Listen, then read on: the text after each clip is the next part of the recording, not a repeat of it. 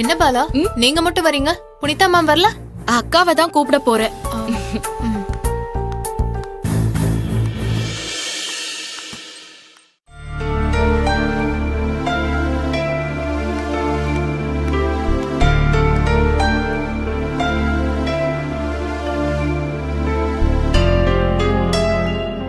அக்கா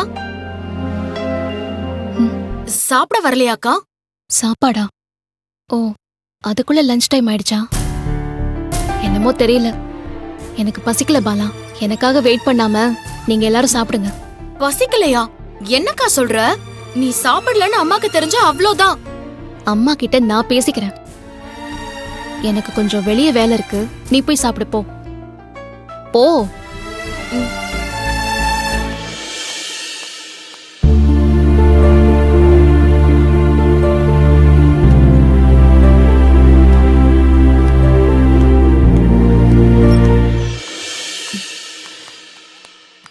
பாலா, புனிதா மேம்க்கு உடம்பு சரியில்லையா? அப்படிலாம் இல்லையே, ஏன் கேக்குறீங்க? இல்ல, மேடம் பார்க்க ரொம்ப டல்லா தெரிஞ்சாங்க, அதான் கேட்டேன். ஒருத்தர் எப்பவும் ஒரே மாதிரியே இருக்க மாட்டாங்க. அவங்க ஸ்ட்ராங்கானவங்க. ஆமா, கபிலன் ஏன் வரலன்னு ஒரு மெசேஜ் கூட போடலையா? இல்ல பாலா, என்னன்னே தெரியல. எப்பவுமே கரெக்டா இன்ஃபார்ம் பண்ணிடுவாரு, ஆனா இந்த டைம் இன்ஃபார்ம் எதுவும் பண்ணல. ஓ, சரி, ஓகே.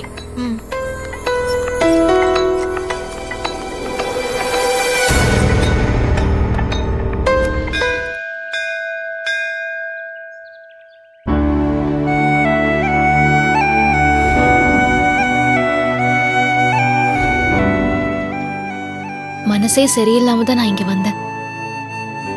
ஆனா இந்த நிமிஷம் வரைக்கும் கபிலன் கிட்ட இருந்து ஒரு போன் கூட வரலையே. அவர் ஏன் ஆபீஸ்க்கு வரலன்னு புரியல. நான் ஏன் கபிலனை நினைச்சு கவலைப்படணும்? அவரு போன் பண்ணலனா என்ன? நான் இதுக்கு என் வேலையை விட்டுட்டு மனசு சரியில்லைன்னு இங்க வந்து உட்காரணும்? கபிலனை பத்தி யோசிச்சு கவலைப்படக்கூடாதுன்னு நினைச்சாலும் என்னமோ ஏதோன்னு மனசு கிடந்து அடிச்சுக்குது. நம்ம வீட்டுல இருக்கிறவங்க ஒருவேளை கபிலனை ரொம்ப காயப்படுத்திருப்பாங்களோ? எதுவா இருந்தாலும் கபிலன் எனக்கு ஒரு போன் பண்ணியாவது சொல்லிருக்கலாம்ல. கடவுளே, போன் பண்ணாதது தப்புதான். மன்னிச்சுக்கோங்க புனிதா.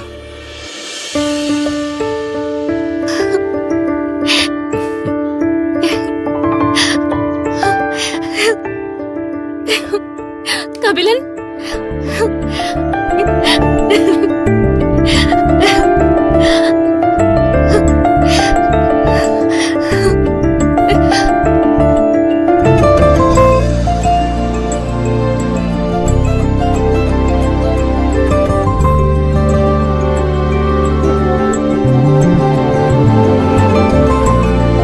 ஆபீஸ்க்கு வராம எங்க போயிட்டீங்க கபிலன்? உங்களுக்கு நான் எத்தனை வாட்டி போன் பண்ண தெரியுமா? உங்களுக்கு என் மேல கோவமா? எதுவா இருந்தாலும் சொல்லுங்க. இப்படி எதுவும் சொல்லாம போயிடாதீங்க. யோசிச்சு யோசிச்சு எனக்கு மண்டையை வெடிக்கிற மாதிரி இருக்கு தெரியுமா?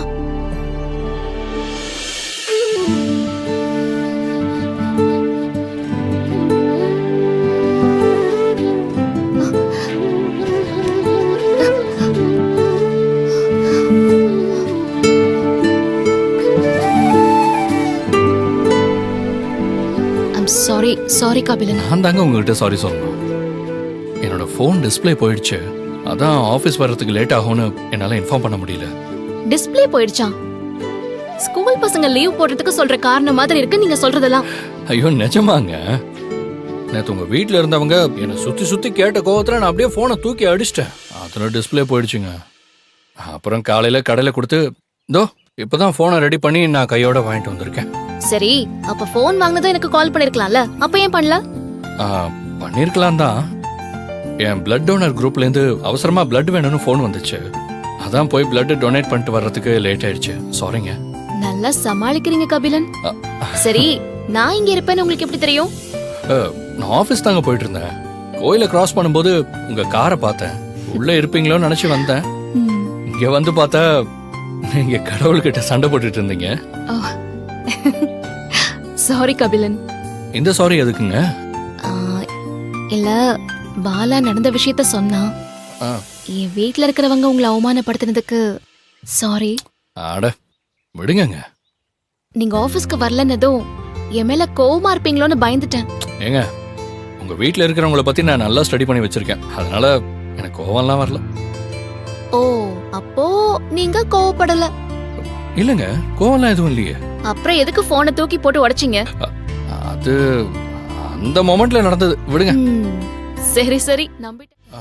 நீங்க கோயிலுக்கு வந்திருக்கீங்கன்னா சாப்பிட்டுருக்க மாட்டீங்கன்னு நினைக்கிறேன். நானும் பிளட் டொனேட் பண்ணா உடனே சாப்பிட்டுருவேன். ஆமா, நீங்க ஏன் இன்னும் சாப்பிடல? இல்ல, ஆபீஸ்க்கு வந்து சாப்பிடலான்னு நினைச்சேன். ஏன் அவ்வளவு அவசரமா ஆபீஸ்க்கு போகணும்னு நினைச்சீங்க? இல்ல, அங்க வேலை அவ்வளோ இருக்குல்ல, அதான். ஓஹோ,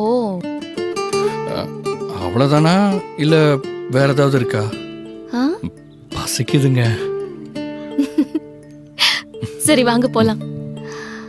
ஆ, என்னாச்சு? ஆமா, எங்க வீட்ல உள்ளவங்கள பத்தி ஸ்டடி பண்ணேன்னு சொன்னீங்களே, என்ன ஸ்டடி பண்ணிருக்கீங்க சொல்லுங்க கேப்போம். அதுவா, முதல்ல வல்லவராயன். அவருக்கு உங்க மேல ஒரு இதுங்க. இதுனா ஒரு பைத்தியக்காரத்தனமான, ஒரு கண்மூடித்தனமான ஒரு ஈர்ப்பு. உங்களுக்கு அவரை பிடிக்குதா இல்லையான்னு அவருக்கு கவலை இல்ல. ஆனா வல்லவராயனுக்கு உங்களை பிடிச்சிருக்கு, அதுதான் அவருக்கு முக்கியம். அடுத்தது உங்க அப்பா. எதையும் யோசிச்சு செய்யற ஒருத்தர். கஷ்டப்பட்டு முன்னேறின எல்லாரையுமே அவருக்கு ரொம்ப பிடிக்கும். முக்கியமா பழச மறக்காதவர். அடுத்தது உங்க அம்மா. சொல்லவே வேண்டாம். உங்க அம்மாவுக்கு ஒரே உலகம்தான். அந்த உலகமும் நீங்க தான். நீங்க இப்ப இந்த இடத்துல இருமுனீங்கன்னு வச்சுக்கோங்களேன், உங்க அம்மா வீட்ல இருந்து தண்ணி எடுத்துட்டு கரெக்டா இங்க வந்துருவாங்க. அவ்வளவு ஒரு அளவு கடந்த அன்புங்க உங்க மேல. அடுத்தது உங்க மாமா நாச்சிமுத்து. அவர் எப்படின்னா, சில பேர் சும்மாவே கால ஆட்டிக்கிட்டே இருப்பாங்க. அப்படி இல்லைன்னா அவங்க இருக்கிறது மத்தவங்க கண்ணுக்கு தெரியாம போயிடுமோன்னு ஒரு பயம். உங்க நாச்சிமுத்து மாமா அப்படிப்பட்டவர் தாங்க. எல்லாத்துக்கும் ஒரு கருத்து இருக்கும் அவர்கிட்ட. எல்லாரும் ஒரு மாதிரி யோசிச்சா அவர் வேற மாதிரி யோசிக்க முடியுமான்னு ரூம் போட்டு யோசிக்கிற ஆளு. சூப்பர் கபிலன், அப்படியே எல்லார பத்தி இவ்ளோ கரெக்டா சொல்றீங்க. ஆமா, என்ன பத்தி சொல்லலையே? சொல்லுங்களேன், என்ன பத்தி.